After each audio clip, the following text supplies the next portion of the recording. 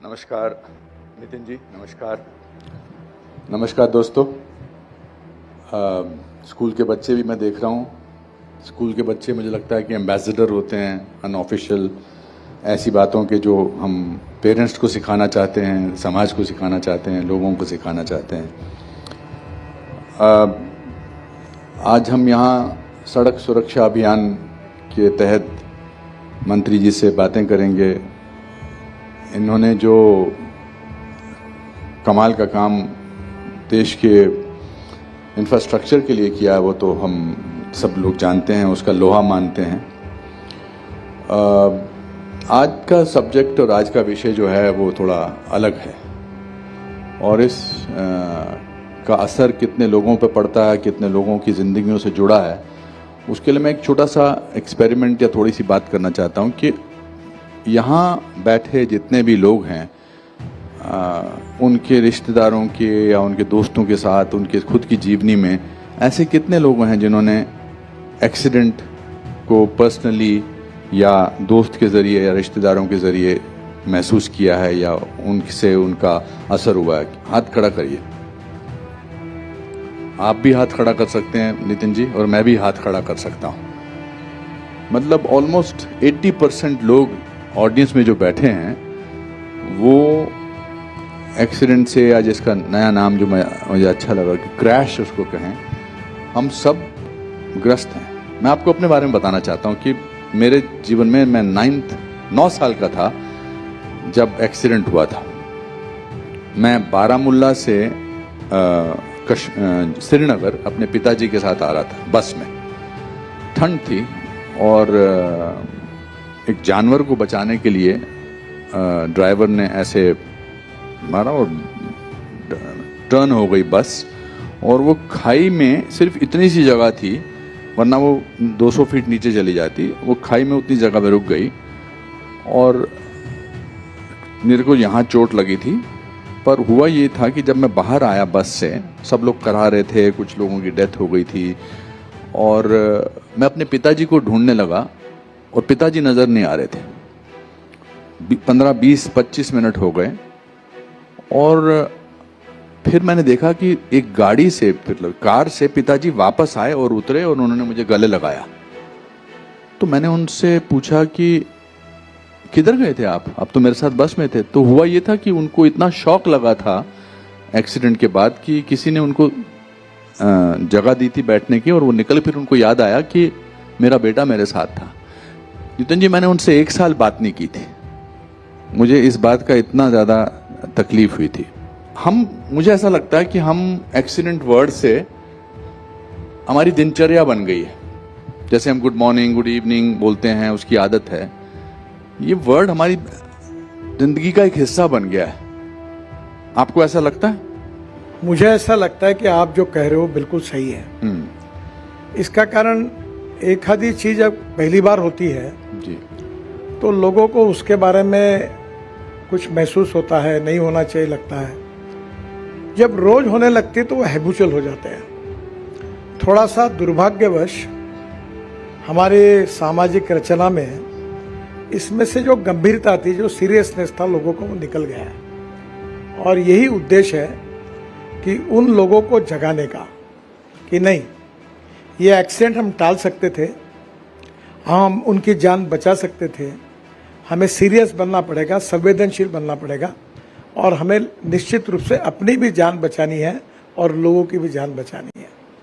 तो ये हमारा एक प्रयास है। पर मैं आपको खुले रूप से स्वीकार करता हूँ कि समाज को बदलने की जितनी कोशिश हम कर रहे हैं, उसमें जिस प्रमाण में हमको सफलता मिलनी चाहिए वो नहीं मिली है, और केवल हमारे प्रयासों से नहीं मिलेगी। जब तक school, colleges, institution, universities, social organisation, NGOs, अच्छे प्लेयर्स, सेलिब्रिटीज, आप जैसे लोग और अनेक लोग जब जा जाकर लोगों को समझाएंगे, तो धीरे धीरे ये एक ह्यूमन नेचर, माइंड बिहेवियर जो होता है, ह्यूमन बिहेवियर, ये बदलेगा। और ये बदलना ही ये सबसे बड़ी आवश्यकता है। क्योंकि 474 लोग, 474 people every single day die in accidents every single day. 474 लोग. देश में सबसे ज़्यादा जो डेथ का जो कारण है वो 474 लोग हैं. और हमारे यहाँ भी क्या होने लगा है कि हमको संख्याओं के लिए भी हम ना बहुत ज़्यादा इनसेंसिटिव हो गए हैं. 474 बस. अब लगता है कि जो डेथ की जो रेशो है वो ज़्यादा नहीं बढ़ेगी तो लोगों का ध्यान नहीं आएगा. है ना. देखिए, जितने कोविड में नहीं मरे जी, जितने लड़ाई में नहीं मरे, हाँ, जितने दंगों में नहीं मरे, उससे ज़्यादा लोग इतने बड़े प्रमाण में. और सबसे दुर्भाग्य ये है कि 18 से 34 वयोगट के 66% है. कोई आईआईटी इंजीनियर है, कोई मेडिकल का डॉक्टर है. और कुछ समय तो मुझे बताते हुए दुख हो रहा है कि कोई घर का अकेला लड़का जिसके माता पिता उसके भरोसे अपना भविष्य देख रहे हैं, वो चला जाता है, पूरा परिवार उसका अड़चन में आ जाता है. उनकी हालत देखे बिना नहीं रहती. यानी इसका दर्द, इसकी भयानकता बहुत तीव्र है. और मैं कभी कभी हमारे इंजीनियर्स को कहता हूँ कि आप छोटी सी गलती करते इतने लोग मरे, क्या आप संवेदनशील नहीं हैं? क्या आपके घर का कोई बेटा बेटी इसका जब तक नहीं होगा तब तक आपको समझ में नहीं आएगा? आप छोटी सी गलतियाँ क्यों नहीं सुधार रहे? देखिए, एक रोड में एक गड्ढा पड़ रहा है, कोई आता है उसके ऊपर पत्थर रख देता है, पत्थर पे डैश मार के स्कूटर वाला गिर जाता है.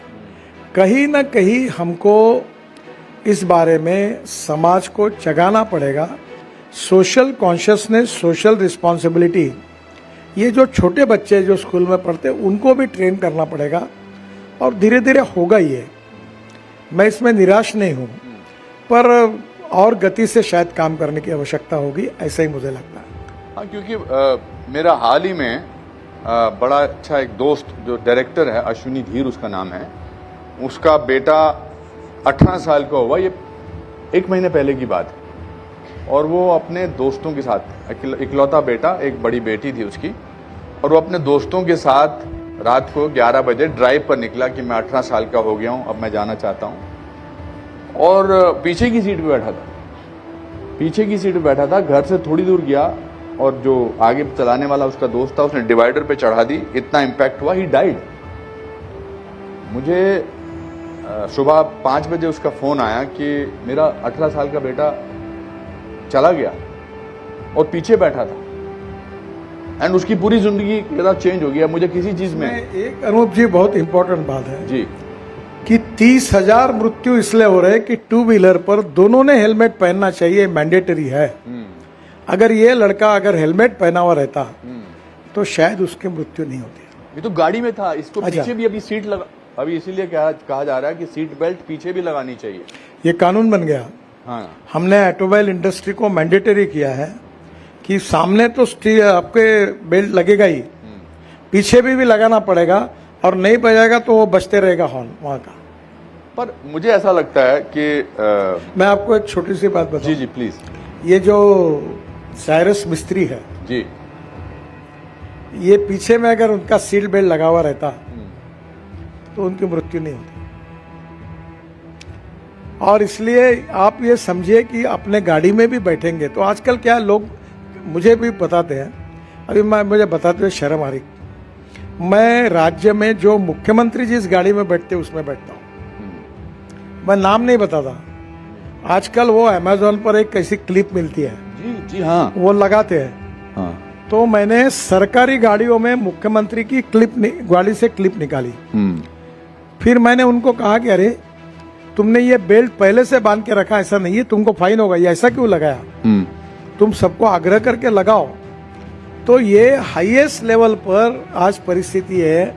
ये क्लिप के ऊपर अभी हमने कार्रवाई की है और इसका गुना दर्ज किया, उन लोगों के ऊपर कार्रवाई कर रहे हैं. इस प्रकार की क्लिप लगाना ठीक नहीं है. हर आदमी बेल्ट लगा है, पीछे बैठा हुआ, सामने बैठा हुआ ड्राइवर.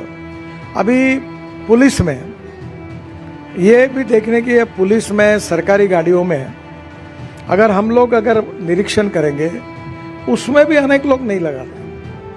हमारे डिफेंस सर्विसेज में, पुलिस में और हमारे मंत्रियों की गाड़ियों में सब लोगों ने जब आग्रह किया, अभी मैंने वो ड्राइवर को 3 बार डांटा. अभी तो 2-3 दिन पहले मैं अलग अलग स्टेट में था। मैंने कहा ये तुम जेल में जाओगे, ये क्या कर रहे हो? तो कहीं ना कहीं मुझे लगता है कि अब जिम्मेदारी जो है वो सबके साथ जुड़ी हुई है, मेरे से लेकर सब तक। हम लोग जिम्मेदारी से इस बात की चिंता करें, और इसके लिए चिंता करेंगे तो जान बचेगी, अन्यथा ये छोटी सी मिस्टेक हमारे जीवन को, हमारे परिवार को बर्बाद कर देती है। इससे बोध लेकर हमने कॉशियस बनना चाहिए, यही मेरा अनुरोध है। और इसका जो सबसे, क्योंकि यहाँ स्टूडेंट्स बैठे हुए हैं, मैं उनको बोलना चाहूँगा कि आप लोग अपने पेरेंट्स को करेक्ट करिए। अगर आप टू व्हीलर पे जा रहे हैं तो आप पूरी कोशिश करिए, आप बैठिए नहीं जब तक आपको आपके पिताजी या आपकी माताजी हेलमेट ना दे। और अगर गाड़ी में हैं, क्योंकि देखिए कानून तो बनते हैं, उन पर लागू कितने होते हैं बहुत मुश्किल है। हमारे देश में कोई ना कोई जुगाड़ निकाल ही लेते हैं। आप तो क्लिप की बात कर रहे हैं। मेरा एक ड्राइवर, मैं कहीं पर ट्रैवल करने गया था राजस्थान में, और उसने क्या किया, वो ऑलरेडी पीछे से बेल्ट लगा दी। तो अब बेल्ट तो अंदर है, उस क्लिप के अंदर है, अब वो बैठे हैं आगे बिना इसको आगे किए हुए। तो हमारे यहाँ एक पुलिस ऑफिसर भी बैठे हैं। कितनी जुर्माना कितना होता है कि जो बेल्ट ना पहने उसको कितना जुर्माना होता है? बहुत कम जुर्माना होता है। हाँ जी, 1000 रुपीज। सर हमने पहले जुर्माना 100 रुपये वगैरह था, अभी ये जो जुर्माना बढ़ाया तो मेरे खिलाफ काफी बड़े प्रमाण पर। नहीं, जुर्माना ठीक है तो जुर्माना तो ठीक है। अभी प्रॉब्लम पैसे का नहीं है, आदत का है। आदत का। हाँ, कि मैं ये नहीं करूंगा। हाँ। अभी जैसे मैं अगर स्कूटर पर बैठूंगा तो हेलमेट के बिना नहीं बैठूंगा। मैं अगर कार में बैठूंगा तो बेल्ट लगाए बिना नहीं रहूंगा। अगर ये दूसरी जिम्मेदारी कि वो ड्राइवर थोड़ा सा समझो नहीं कर रहा है, हाँ। तो पुलिस अधिकारी पहले चिंता करे भाई तुम है करो। अब जितनी गाड़ी मैं यूज कर रहा हूँ बुलेट प्रूफ, उसका ड्राइवर होम डिपार्टमेंट का पुलिस वाला है, गाड़ी मुख्यमंत्री की है, और उसके गाड़ी में ये पीछे से बेल्ट लगाना, ये क्लिप लगाना। हाँ। अगर वो कोई नहीं डांटेगा तो फिर ये कैसे होगा? और अफसोस की बात यह है नितिन जी कि हम अपने देश में कानून नहीं मानते, मगर सेम लोग जब विदेश जाते हैं बिल्कुल मानते हैं, तो लाइन में भी खड़े होते हैं, बेल्ट भी लगाते हैं। तो ऐसा नहीं है कि करते नहीं है, पर पता नहीं क्यों ऐसा लगता है कि यहाँ पर हम, आपको क्या लगता है कि ऐसा क्यों करते हैं? इसका कारण मैं आपको बताता हूँ।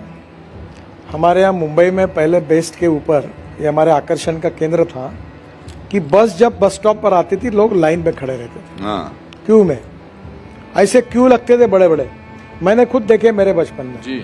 बाद में मुंबई में इतने लोग बाहर से और वो घुसने लगे, अब वो कंडक्टर ने लेना शुरू कर दिया तो लाइन खत्म हो गई। जी, मैं तो इसको भुगत चुका हूँ ट्रेन में, लोकल ट्रेन में। मैं जब बॉम्बे आया था पहली बार, जब मैं फिल्म में एक्टर में नहीं बना था, काम ढूंढ रहा था, तो मैंने अपने एक दोस्त से पूछा जो मुंबई में ही रहता है, सुहास खंड के। मैंने कहा सुहास कैसे चढ़ते हैं? तो उन्होंने कहा कि प्लेटफॉर्म पे खड़ा हो जाना, खुद ही चढ़ जाएगा। और ये फैक्ट है। वो कैसे मैं चढ़ गया और कैसे उतर गया, वो अपने आप में कोई उसकी ट्रेनिंग की जरूरत नहीं होती है। तो आई थिंक इस तरह के इवेंट को सिर्फ एक इंडिविजुअल इवेंट नहीं समझना चाहिए। जब तक एक इंडिविजुअल, मुझे ऐसा हमेशा लगता है नितिन जी कि जब तक इंडिविजुअल, एक इंसान अपनी जिम्मेदारी नहीं समझता है, तब तक समाज या कोई भी चीज बदल ही नहीं सकती है। तो पर इसमें पैदल चलने वाले का क्या बेचारे का कसूर है, जिसकी मृत्यु इन 472 लोगों में से, आई डोंट नो स्टैटिस्टिक्स क्या बोलते हैं कि कितने लोग वो हैं जो पैदल चल रहे होते हैं, उनकी डेथ होती है। सर कल की घटना बताता हूँ, नागपुर की। उसदकर करके हमारा कार्यकर्ता है, उसके पिताजी सुबह फिर घूमने के लिए निकल रहे थे, ऑटो रिक्शा ने आके धड़क मारी। वो फुटपाथ पर बाजू में थे। आजकल फुटपाथ पर साइकिल वाला घुस जाता है, फुटपाथ पर स्कूटर वाला घुस जाता है, फुटपाथ पर अतिक्रमण हो जाता है पूरा, जो हमने पैदल लोगों के लिए लगाया वहाँ अतिक्रमण हो जाता है। मुझे लगता है कहीं ना कहीं कानून की रक्षा करने वाले जो स्टेक होल्डर्स हैं, इसमें मैं भी हूँ, हमारे पुलिस ऑफिसर्स हैं, गवर्नमेंट ऑफिसर्स हैं, उनका काम है कि ये जो आम आदमी के जो अधिकार है उसकी रक्षा कौन करेगा। फुटपाथ क्लीन रहनी चाहिए लोगों को चलने के लिए। ये ठीक है तुम बेरोजगार हो, गरीब हो, इसका मतलब तुम कहीं भी खड़े रहो के धंधा करोगे तो फिर एक्सीडेंट होगा, लोग मरेंगे। इसके लिए कौन जिम्मेदारी? मैं आ रहा था एक रोड पर, रोड पर 2 लेन के रोड में सिंगल लेन पे अतिक्रमण कर लिया और दूसरे रोड पर बर्तन मारना शुरू था। ये मेडिकल कॉलेज के पीछे से मैं आ रहा था। अब वहाँ वो मुझे डर लगा कि मेरे कैनवा के नीचे अगर वो बर्तन मारने वाले कोई चले जाए तो क्या होगा। तो कहीं ना कहीं लोगों का जिम्मेदार पूर्ण व्यवहार, एक बात, बच्चे हो या समाज के कुछ लोग हो, ऐसा जो लोग इस प्रकार से इंडिसिप्लिन दिखा रहे हैं उनको बोलने का काम करने वाला सजग नागरिक, ये दोनों लोग जब मिलकर हम लोग इसमें थोड़ा सा कहेंगे बोलेंगे तो परिस्थिति बदलती जाएगी। एजुकेशन सिस्टम में इसको कुछ डाल के, किसी कोर्स में डाल के ऐसा हो सकता है, सेंसिटिविटी बढ़ाई जा सकती है? ये बिल्कुल हो जा सकता है, क्योंकि एक ऐसा कहा गया जब हमने इसका अध्ययन किया कि माइंड, ह्यूमन बिहेवियर अगर बदलना है तो 14 साल के नीचे जब बच्चे रहते हैं तो वो समझने के और कुछ सुनने के मूड में होते हैं। तो हमारे पूरे कैंपेन का कंसंट्रेशन हमने जो किया है कि ये स्कूल के बच्चों पर किया है। अब आपको क्या बताऊं, मुझे भी कभी कभी अच्छा नहीं लगता। 10,000 बच्चे केवल इसलिए मर रहे हैं कि स्कूल कॉलेज की एंट्री और एग्जिट इसमें हमने सुधार नहीं किया, इसलिए 10,000 बच्चे मर रहे हैं। 30,000 लोग इसलिए मर रहे हैं कि वो हेलमेट नहीं पहन रहे। यानी ऐसी छोटी छोटी बातों के लिए हजारों से लोग मर रहे हैं। तो अभी मैंने उस समय हमारे अभी मुंबई के कार्यक्रम में कहा कि मुख्याध्यापक और प्राचार्य और टीचर ये ध्यान में रखें कि हमारे स्कूल की एंट्री और एग्जिट पॉइंट कैसे एक्सीडेंट से मुक्त हो, इसलिए वहाँ के एमएलए, एमपी, मेयर उनके मैं पास समझा नहीं, एग्जिट एंट्री पॉइंट जैसे स्कूल है, हाँ जी, हमारे नेशनल हाईवे पे है जी। अब स्कूल में बच्चे एक तरफ गाड़ा रोड पर खड़े कर देते हैं, अंदर में पार्किंग नहीं है। फिर वो स्कूल पे एक समय भीड़ आती है, उनको रोड क्रॉस करना है तो वहीं से कूद जाते हैं। फिर ऐसे जगह फुट ओवर ब्रिज चाहिए। अगर वो फुट ओवर ब्रिज अगर स्लोप वाला होगा और लिफ्ट होगी तो बच्चे चले जाएंगे। तो कारपोरेशन को, डेवलपमेंट अथॉरिटी को, पीडब्ल्यूडी को, एनएचआई को बोलना चाहिए कि भाई ये करो। फिर दोनों गेट के डिज़ाइन अच्छे कर लेने चाहिए। आप इतनी अच्छी बिल्डिंग बना रहे हो, थोड़ा सा एंट्री और एग्जिट पॉइंट ठीक से बनाना चाहिए। अब मैंने राज्य सरकार को कहा कि आप हर स्कूल में जो एक्सीडेंट होते हैं उसके लिए 1,000-2,000 करोड़ का फंड रखो और वो एमएलए और एमपी भी अपना फंड खर्चा कर सकते, तुम भी दो, ताकि रोड वहाँ का ठीक डिज़ाइन हो जाएगा। तो ये नहीं हो पाएगा। जैसे मैंने अभी आपको कहा अजनी चौक, मैं पालक मंत्री था नागपुर का, नागपुर में रिंग रोड नहीं था पुराने काल में। ये कांग्रेस नगर न्यू इंग्लिश में बच्चे आंदोलन करते थे, खूब बच्चे मर गए ट्रक के नीचे। अजनी चौक में 200 लोग मर गए।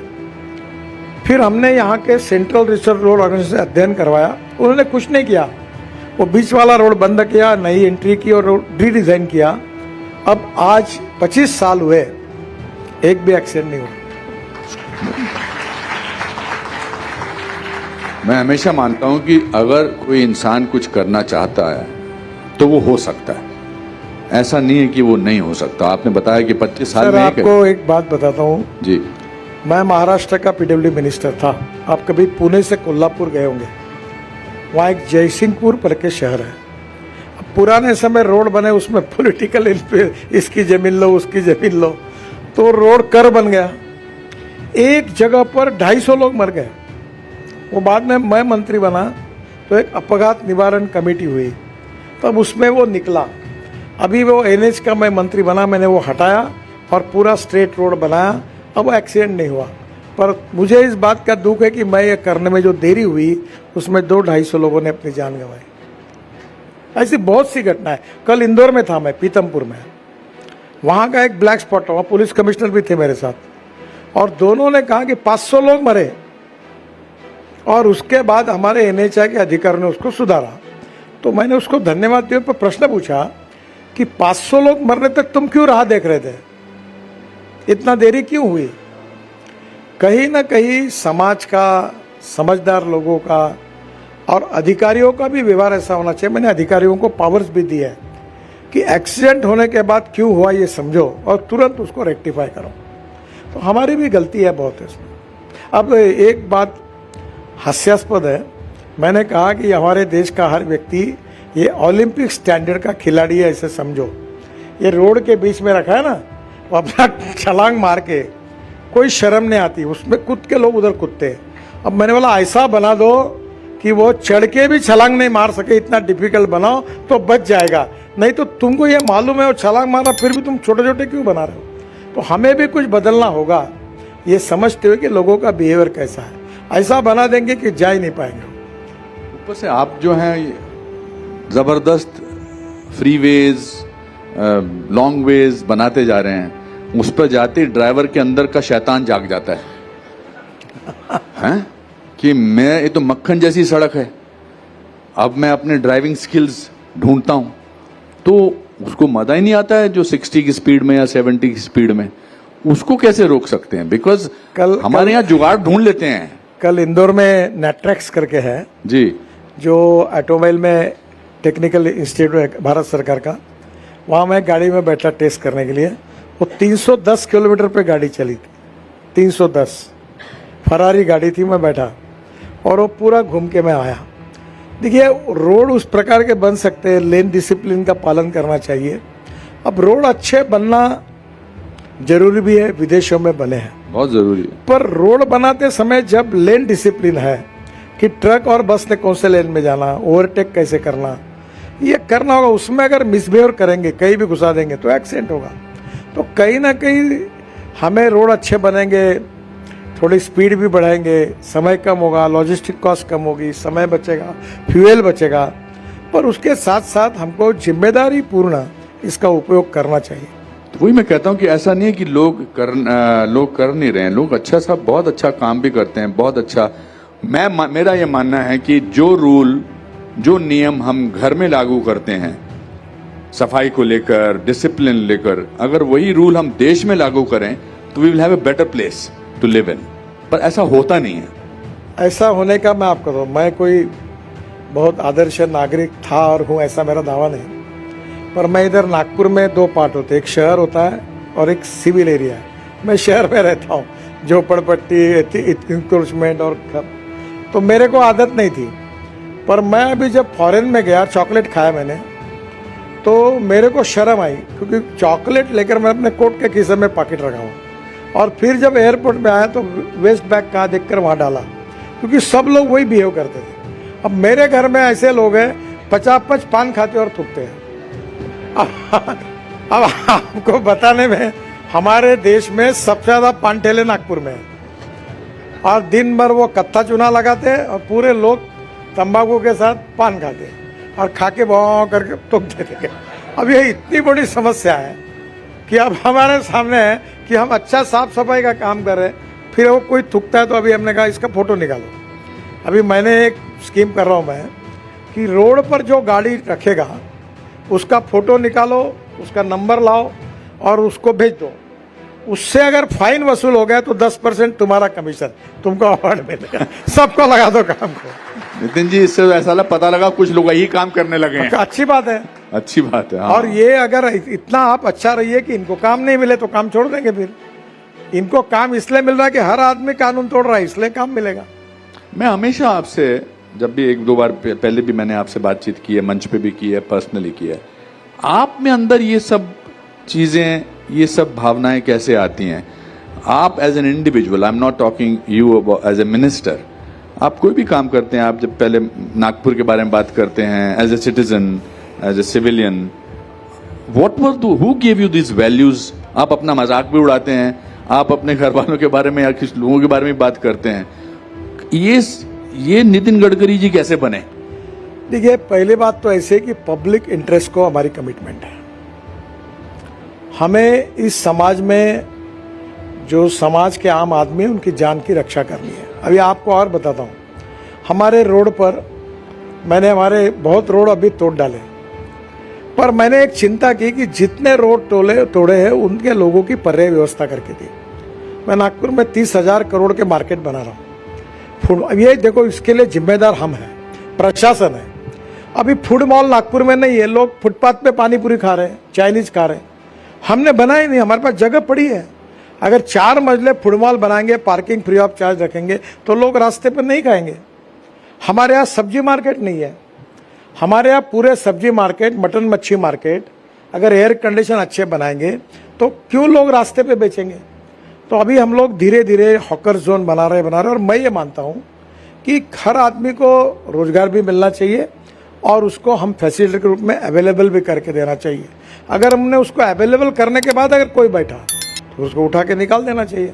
आखिर मुझे बताइए कि जो मेरे मित्र का कल पिताजी का ये एक्सीडेंट में मृत्यु हो गया, कोई जान उनकी वापस ला सकता है क्या? फुटपाथ हमने दुकानों के लिए बनी है, जरूर उनका धंधा हो, पर फुटपाथ पर जो सीनियर सिटीजन चलेंगे, क्या उनके जान की रक्षा करना हमारी जिम्मेदारी नहीं है?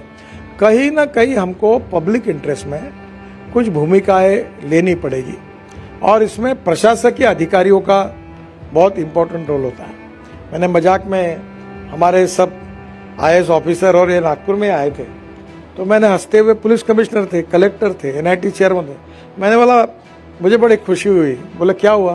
बोला शायद आपकी इच्छा नागपुर से चुनाव लड़ने की है। क्या बोल रहे बोले आप? मैंने बोला फिर ये अतिक्रमण जो रोज है फुटपाथ के, तो कार्रवाई क्यों नहीं करते? तुमको चुनाव लड़ना कि मेरे को? मैं लड़ने वाला हूं, मेरी को चिंता है वोटर की, मैं तुमको बोल रहा हूं तुम कुछ नहीं करते, ऐसा क्यों? तुम कानून का पालन क्यों नहीं करते? तो बोले नहीं सर, थोड़ा दिन दीजिए। We have some children here. बच्चों, आप में से किसी के मन में कोई सवाल है ये रोड सेफ्टी के ऊपर to ask the honourable minister? बेटा एक खड़ा पीछे हाथ खड़ा हुआ, हाँ जी, इनको माइक दीजिए। कोई क्या नाम बताया बेटा? आरा वहीर। ओके, क्या सवाल है आपका? सर मतलब मेरा ये सवाल है कि ट्रैफिक पुलिस वाले सर थोड़ा माइक नजदीक रखो बेटा। ट्रैफिक पुलिस वाले सर बोलते हैं कि हेलमेट पहनो, हाँ। पर कुछ लोग पहनते नहीं है तो वो फाइन चार्ज करते हैं, लाइक 1000, 5000 एंड 10,000। हाँ। तो उसकी जगह कुछ अगर एक दिन ऐसा पुलिस स्टेशन में अगर रुकेंगे तो कुछ हो सकता है क्या?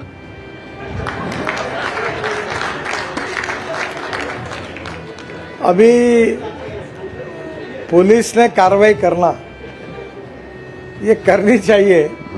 वो बेचारा अपना सवाल बहुत सोच रहे, बाकी लोग हंस क्यों रहे हैं? बहुत अच्छा सवाल था बेटा। आपका भाव अच्छा है। हाँ। थैंक यू और सर। कानून कड़ा करने से कुछ लोग अच्छा कहने वाले, कुछ लोग कहते हैं आप कितने फाइन भरोगे, हाँ। उसका विरोध क्योंकि ये सब्जेक्ट जो है कॉन्करेंट लिस्ट में है, तो दोनों भी बातें हैं, पर इतना धीरे धीरे दोनों बातों का उपयोग करना पड़ेगा।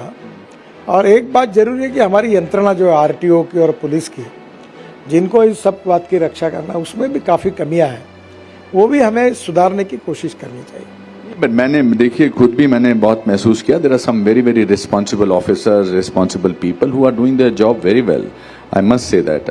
क्योंकि we should be people should not be only criticizers. Sir एक आपको एक बात बता दूं जी, हमारे नागपुर जिले के SP है पोद्दार, और नागपुर के मैंने पुलिस कमिश्नर और म्यूनिसिपल कमिश्नर को भी कहा था, इन्होंने सेव लाइफ फाउंडेशन जो है पीयूष का, इसके साथ बैठकर इन्होंने SP ने हमारे पूरे नागपुर जिले का अभ्यास किया। वो ब्लैक स्पॉट पीयूष ने और उन्होंने मिलकर निकाले, डिपार्टमेंट को सूचना दी और काफ़ी जगह उसको रेक्टिफाई किया। अब ये बात जो हमारे पोद्दार जो SP उसने की, वो बाकी भी SP करे। तो मैंने अभी होम मिनिस्टर देवेंद्र जी को लिखा है कि आप ऐसे सब लोगों को कहिए। दूसरी बात, जब अच्छा कोई काम करता है तो उसको रिकॉग्निशन मिलना चाहिए। अगर मैं कहीं बुलाकर उनको एक सर्टिफिकेट दूँ, सत्कार करूँ कि आपके कारण इतने एक्सीडेंट्स कम होते हैं, तो ये भी होता। तो हमारी जो सोशल ऑर्गेनाइजेशन है वो ऐसे अच्छे लोगों को बुला है। तो कभी ना कभी मैं जब मुंबई में था, आपको याद होगा उस समय 95-2000 में एक सफ़ेद कपड़े हुई महिला रहती थी, और वो मंत्रालय के सामने सुबह से लेकर शाम तक ट्रैफिक कंट्रोल का काम करती थी। और उनका नाम भी मुझे अभी भूले, पाठक या कुछ था। बेचारी कुछ नहीं, 1 रुपया नहीं लेती थी।